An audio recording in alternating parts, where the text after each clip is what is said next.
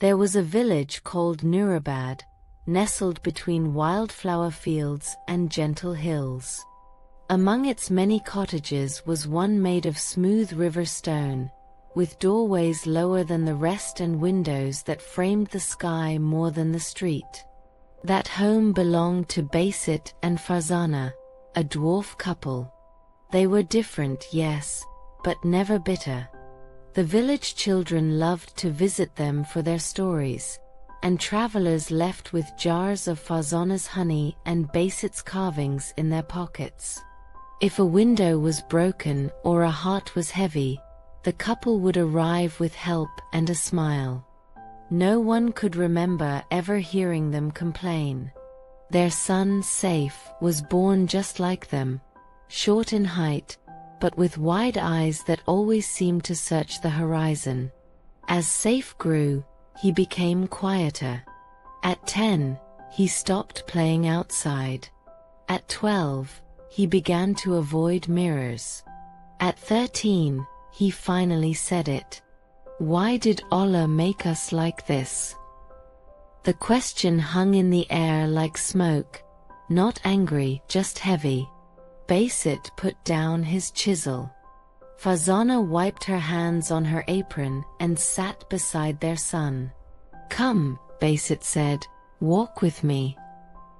They strolled through their small garden. The fig tree's leaves rustled above them. The sun dipped behind the hills. Saif kicked a pebble and said, "Everyone else reaches shelves without stools. They run faster. People stare. Some laugh." Basit bent and picked up the pebble. "Do you see this stone?" Saif nodded. "Would you complain that it's not gold? Or that it's not a star?" "No, it's just a stone, but it holds the earth together," Basit said. "Without stones, rivers flood. Trees fall. Not everything needs to shine to matter." Farzana joined them, placing a flower behind her son's ear. "Did you know your Baba was once offered a job in the city? Big money, tall buildings. But he said no." "Why?" Saif asked. "Because happiness was already here," Basit replied, pointing at their home. "Here, I carve spoons for people I love. Here, we grow lemons and laughter.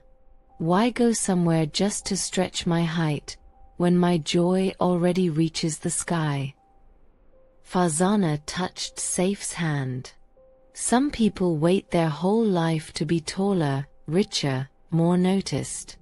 And while they wait, they miss the blessings already sitting at their table." She smiled. "Our roof may be low, Saif, but the sky lives within these walls." Saif looked up. The stars were beginning to blink alive.